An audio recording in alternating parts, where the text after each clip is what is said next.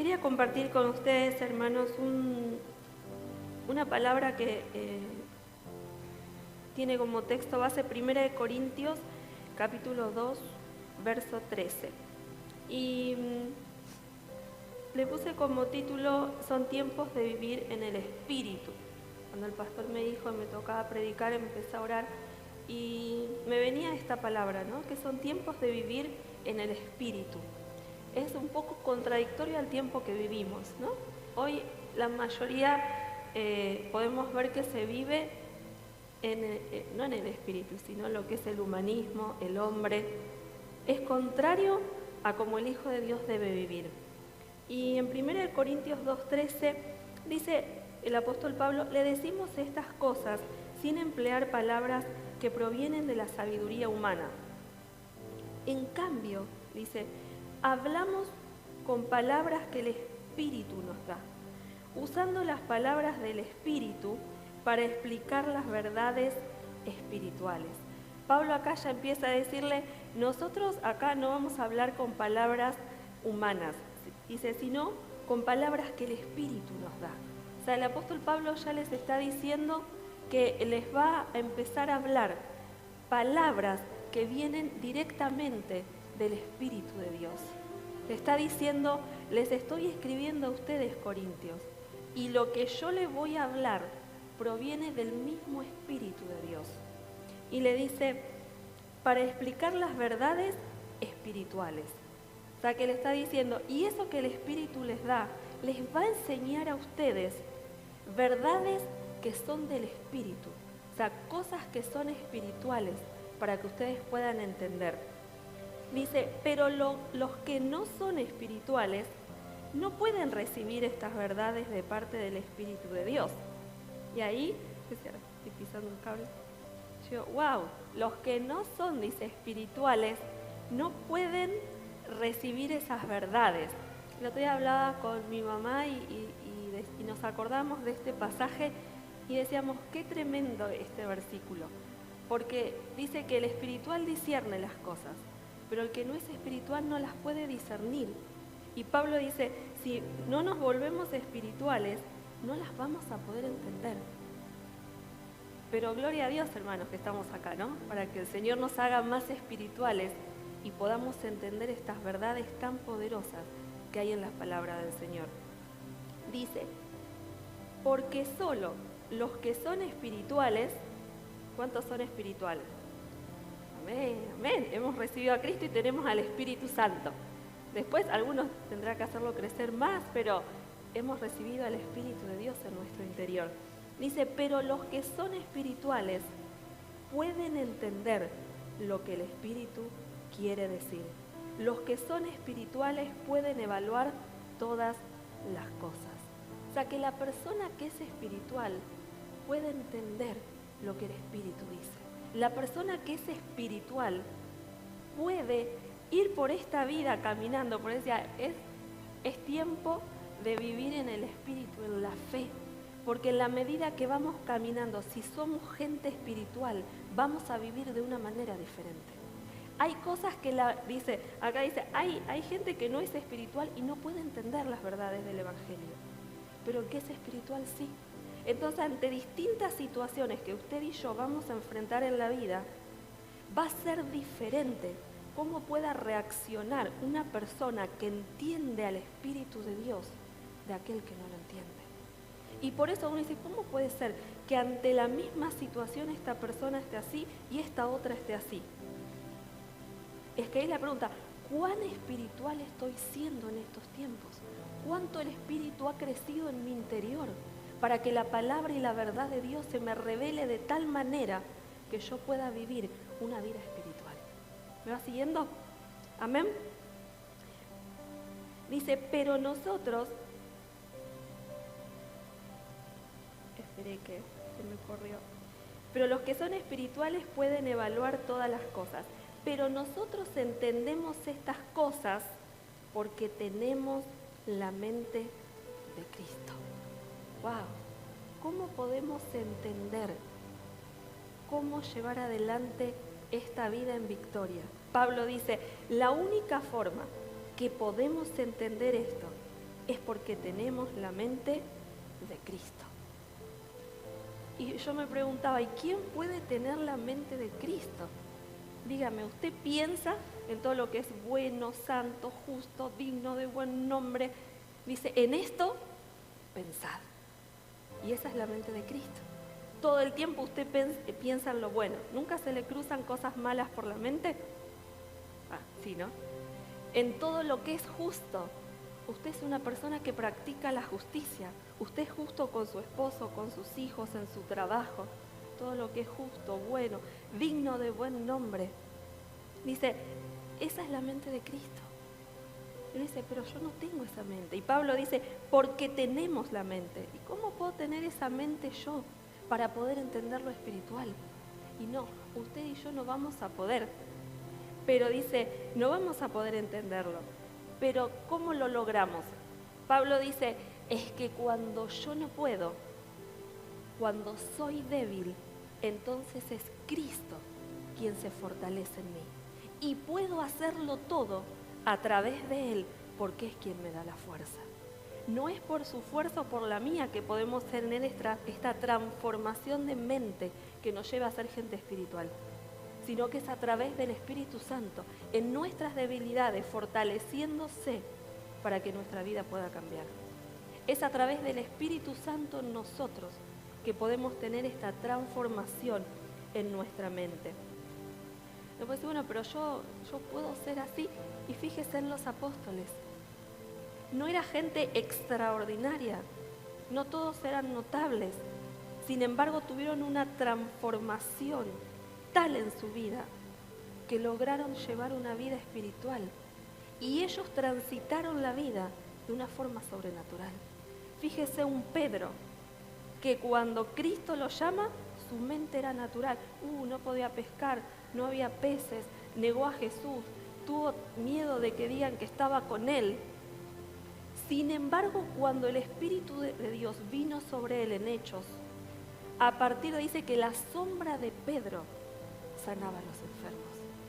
¿Cómo puede ser que un Pedro que negó a Jesús, que ni siquiera quería que digan que él estaba con Jesús, pueda tener una transformación tal de vivir en el Espíritu de tal manera que él iba caminando y si había un enfermo, su sombra le sanaba?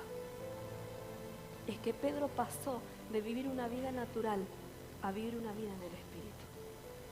Y eso es lo que necesitamos, porque habrá situaciones en la vida que las enfrentaremos de modo distinto si somos gente espiritual, si el Espíritu de Dios ha crecido en nuestro interior. Y así, mire la vida de los apóstoles, cómo fueron transformados por Dios. ¿Cómo puede ser que Pablo, que escribe este pasaje, perseguía a la iglesia, dice, y miraba complacido cómo les mataban? Y sin embargo, pasa a tener una transformación de tal manera que lleva el Evangelio a todo Asia. ¿Qué pasó en Pablo para convertirse de un perseguidor de la iglesia a alguien que fundó iglesias en casi todo Asia? Fue la transformación del Espíritu en él. Y su vida fue transformada. La vida de Pedro no fue igual. La vida de Pablo no fue igual. Sino que pasaron de una vida natural a una vida sobrenatural en el Espíritu. Y a veces uno ve, no, en lo sobrenatural, no solo a lo magnífico, sino al diario vivir de una vida del Espíritu. De enfrentar cada cosa, cada día, con una mente espiritual. Y eso es lo que el Espíritu Santo hizo en ellos. Y la Biblia dice que Él sigue siendo el mismo hoy y lo seguirá siendo por los siglos. O sea que si lo hizo con ellos, ¿por qué no podrá hacerlo con usted y conmigo? Si usted es una vasija, ay, pero yo soy una vasija rota. Si se rompió, entonces deje que el alfarero lo vuelva a reconstruir. Que lo vuelva a construir y hacer conforme Él cree que es mejor hacerlo. Mire, los días que nos tocan vivir. Hay un pasaje que dice Pablo en Romanos 7:18, dice, y yo sé que en mí, esto es, en mi carne, no mora el bien. Mire lo que decía Pablo. Dice, yo sé que en mí no mora el bien. Uno puede decir, bueno, si en Pablo no moraba el bien, ¿qué nos espera a nosotros, no? Y Pablo dice, no mora el bien. pero todo lo podía hacer a través de Cristo, que le daba la fuerza. O sea que no hay una distinción. ¿Cuál era el problema de Pablo? Que tenía pecado. ¿Cuál ha sido nuestro problema? Que tenemos pecado. Pero ¿cuál es la solución? Que Cristo nos vino a restaurar. Recién cantábamos, la victoria fue consumida allí en la cruz. Fue consumada en la cruz. Y eso es lo que Jesús hizo por nosotros. Si lo pudo hacer con Pablo, también lo puede hacer con usted y conmigo. Hay un pasaje que está en el libro de Isaías, capítulo 60, verso 2, y dice: he aquí que tinieblas cubrirán la tierra. Está hablando de los días finales del tiempo del retorno del Señor Jesucristo. Y dice que aquí tinieblas cubrirán la tierra y oscuridad los pueblos. Miren los tiempos donde nos toca transitar. Dice, van a ser tiempos donde tinieblas van a cubrir la tierra. No algunos sectores, algunos países, algunas ciudades. La tierra, dice, y oscuridad los pueblos. Y cuando uno mira esto dice, wow, qué panorama terrible. Yo busqué qué significa tinieblas. Miren lo que significa. Una de las definiciones, quizás la más conocida, es falta de luz. O sea, que las tinieblas es la falta de luz. Pero también dice suma ignorancia por falta de conocimiento que genera confusión. Fíjese hoy, la gente no tiene la luz de Cristo. Jesús dijo, yo soy la luz del mundo. Y los pueblos están en tinieblas, no conocen a Jesús. Dice, ignorancia por desconocer a Dios, que les trae confusión. Mire cómo vive la gente hoy, confusa. ¿Qué es lo correcto? ¿Qué es lo bueno? ¿Qué es lo que hay que hacer? Hay confusión. Gracias. Y lo tercero, la tercera definición dice, esa oscuridad implica falta de luz en lo moral. ¿Cuál es la moral de la persona que no conoce a Dios hoy? ¿Tiene luz? La ética, la moral de lo que es la gente sin Dios hoy. Acá el profeta Isaías dice, serán días donde habrá tinieblas y los pueblos vivirán en oscuridad, en ignorancia, sin falta de luz, en confusión, falta de luz en lo ético y en lo moral. Y en estos días, en ese cuadro, ¿qué rol llevaremos usted y yo? ¿Qué rol nos tocará a usted y a mí como iglesia? Nosotros estamos en la ICLP, Iglesia Cristiana de La Plata, pero en cada lugar, en cada pueblo habrá una iglesia que tendrá un rol significativo en este tiempo. El profeta Isaías termina diciendo en el mismo texto 62, dice, y aquí que tinieblas cubrirán la tierra y oscuridad los pueblos. Y sobre ti, le está hablando al pueblo de Dios. ¿Cuántos son pueblo de Dios? Amén, le hemos recibido y dice que Él nos trasladó del reino de las tinieblas, de cómo está el mundo en tinieblas y en oscuridad, al reino de la luz admirable, para hacernos un pueblo santo para Él. Y le dice, pero sobre ti, le dice al pueblo, nacerá el Señor. Cristo nos ha nacido. Cuando hemos venido a Él, Cristo nos nació en nuestro corazón. Dice, y sobre ti será vista su gloria. Otra versión dice, y cuando las tinieblas cubran los pueblos de la tierra, la gloria del Señor resplandecerá sobre la ciudad. O sea que dice, resplandecerá el Señor y su gloria sobre ti. Y otra versión dice, y vendrá sobre la ciudad. O sea que si nosotros como creyentes somos gente que empezamos a hacer crecer el Espíritu de Dios en nosotros, que hemos recibido a Cristo en nuestro interior, no solamente la gloria de Dios estará depositada en nuestras vidas para nuestro propio beneficio, sino que lo hará para que la ciudad donde estamos pueda ver esa gloria en medio de este tiempo de tinieblas. Mire la responsabilidad que tenemos y el privilegio que tenemos. Dice, pero ¿cómo podremos hacer eso? Si Dios lo hizo con Pablo, con Pedro, esa transformación de una persona natural a una persona espiritual, también lo puede hacer con nosotros en este tiempo.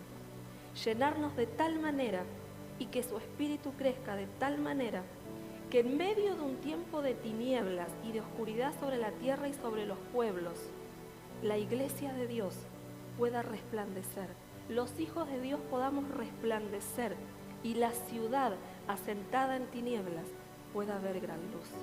La luz de Cristo a través de la iglesia del Señor. Amén.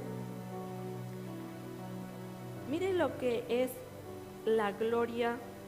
Uno dice, ¿no? Gloria, una palabra tan conocida. Dice, y la gloria del Señor va a resplandecer sobre el pueblo y sobre la ciudad. ¿Pero qué es?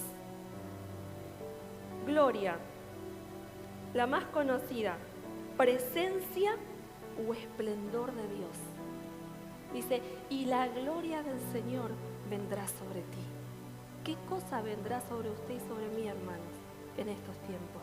Dice, la presencia y el esplendor de Dios. Seremos gente que vamos caminando, dice, y en medio de esos pueblos, la presencia de Dios irá contigo. Iremos caminando y en nuestro interior llevaremos la presencia de Dios. Dice, y el esplendor de Dios. O sea, Dios es un Dios grande y esplendoroso. Y que la gente lo pueda ver a través de la iglesia del Señor. Creo que fue el miércoles que decían, se viene el retiro, dice, y es una convocatoria del Espíritu a su iglesia, a aquellos que quieren servir. Y esa frase quedó grabada en mi mente y pensaba en esta semana. Y decía, es cierto, como dijimos al principio, pero el espiritual entiende lo espiritual. Es el Espíritu quien me convoca para que usted y yo nos capacitemos y nos llenemos de Dios, para que en este tiempo transitemos en estos días con el esplendor de Dios en nuestro interior, con la presencia de Dios dentro nuestro. Otro significado de gloria es felicidad plena y verdadera del hombre fiel a Dios y que goza de intimidad con Él. Mire qué tremendo. Felicidad plena y verdadera. ¿Quién no quiere tener una vida feliz y plena? ¿No? Imagínense, aún los que están en tinieblas lo buscan. Aún nosotros cuando estábamos en el reino de las tinieblas queríamos ser felices y queríamos ser personas plenas. Dice, ¿pero de quién? De aquel que es fiel y goza de intimidad con Dios. Lo tendrá aquel que pasa tiempo en intimidad con Jesús. Es aquel que es fiel, dice, fiel a la voluntad de Dios. Es aquel que lee la palabra, que se llena de su espíritu y camina fiel y pasa tiempo con Jesús. Es la manera en que el Espíritu de Dios crecerá en nuestro interior. Entonces sí, la gloria del Señor estará sobre nosotros. Yo anoté distintas circunstancias que podemos ver en la Biblia de cómo en la vida, viviéndola de forma espiritual, podemos enfrentarla diferente. Mire lo que dice el apóstol Pablo en 2 de Corintios, capítulo 5, verso 7. Pues vivimos por lo que creemos y no por lo que vemos. ¿Cuántas veces lo que vemos y el diablo nos muestra nos trae temor? El diablo nos muestra enfermedad y nuestra alma se acongoja. Tenemos depresión, tenemos problemas familiares y esa es la vida natural. Pero la vida del espiritual, dice, vive por lo que cree y no por lo que ve. Eso dice el apóstol Pablo. Yo no sé qué están viendo en su día, en su vida, en su familia, en su ciudad, en su barrio, en la gente que está con usted. No lo sé. Pero la palabra de Dios dice que el espiritual no vive por lo que ve, sino por lo que cree. ¿Y qué creemos? Lo que dice la palabra del Señor. Y podemos enfrentar situaciones, y sí, y la vemos, y son reales, y sí que lo son. Pero independientemente que lo sean o que las veamos, no vivimos por eso. No determinan las situaciones lo que es la fe. La fe es ver qué cosa, lo que se espera y la convicción de lo que no se ve. No lo veo, veo otra cosa, pero eso no es fe. La fe es, aunque lo vea, yo creo en lo que dice mi Dios. Y eso es una vida en el Espíritu. Anoté algunas cosas de gente que pudo ser transformado. Mire lo que dice Ezequiel capítulo 44, verso 23. Dice, los sacerdotes deben enseñar a mi pueblo a distinguir entre lo divino y lo humano. O sea, acá hay situaciones que son humanas, pero habrá otras que son divinas. Es verdad que hay cosas que son humanas y nos van a pasar, pero tenemos que aprender a vivir por fe lo divino de Dios. Pues vivimos por lo que creemos, no por lo que vemos.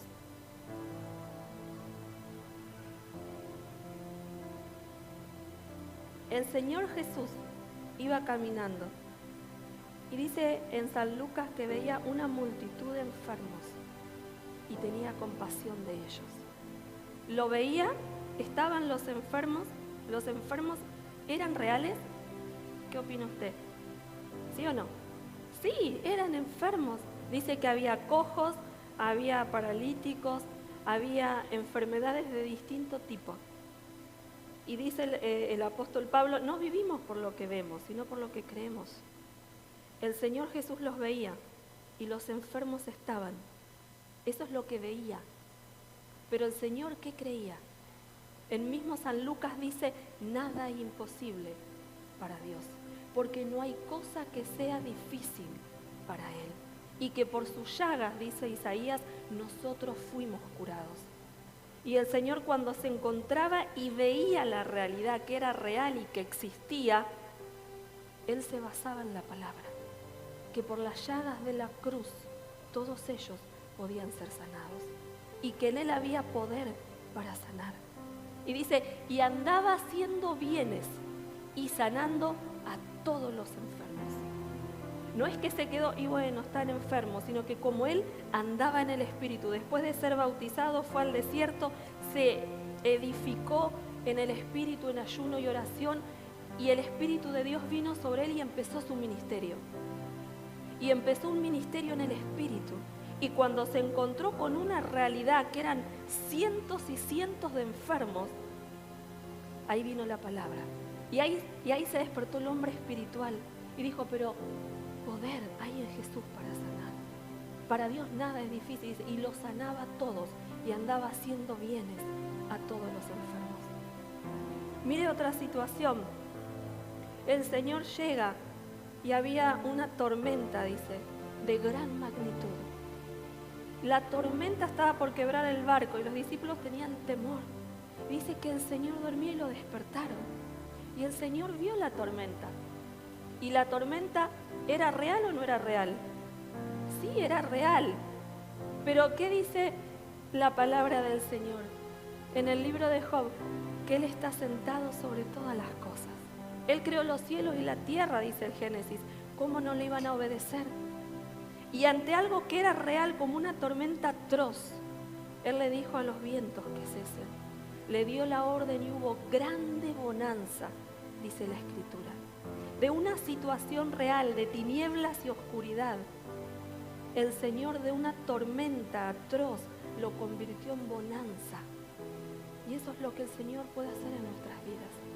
Imagínense si vamos todos los días y enfrentamos, pero yo enfrento cosas, y sí, las voy a enfrentar y son reales, y sí, son reales. Pero Pablo dice, no vivimos por lo que vemos, sino por lo que creemos. Y son días difíciles, y sí, el profeta Isaías dijo, habrá tinieblas en la tierra, y los pueblos estarán en oscuridad. Pero sobre ti, pueblo de Dios, resplandecerá la gloria del Señor, y el Espíritu de Dios estará en nosotros. Mire otra situación. Venía un cojo de nacimiento. Era cojo y Jesús lo ve Y seguía cojo, y sí era cojo, era real. Pero Jesús lo sanó. El pueblo de Israel tenía hambre y estaba en el desierto. Y en el desierto no había comida, no había agua y no había pan, porque era un desierto. ¿Y era real el desierto? Sí, era real. De hecho, existe hoy ese desierto. Y uno puede decir, es que yo vivo en un desierto, no tengo agua, no tengo pan y no tengo carne.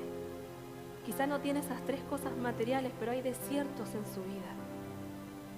¿Y qué hizo el Señor?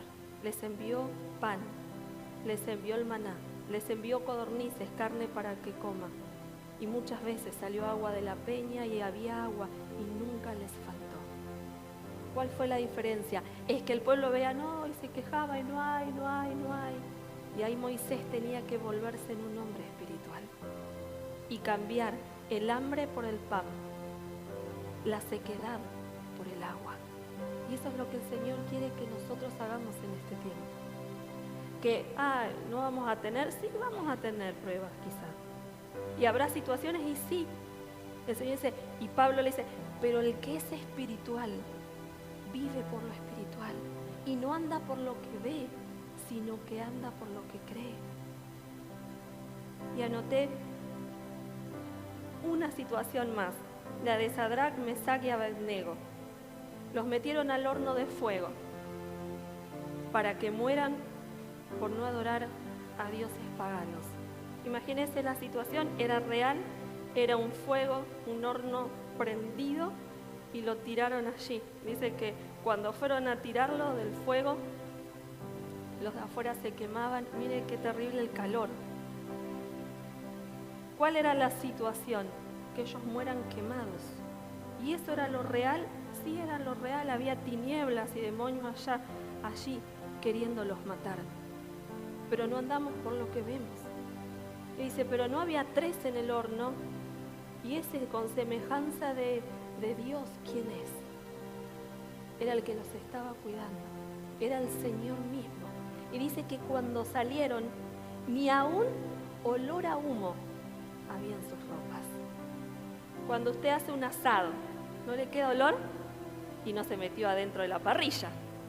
Imagínense ellos que habían sido metidos en el horno de fuego, ni siquiera olor había en su ropa. ¿Y cuál fue la diferencia? ¿El horno existía? Sí, pero el Espíritu de Dios, como dice la Escritura, mayor es el que está en nosotros que aquel que en el mundo está.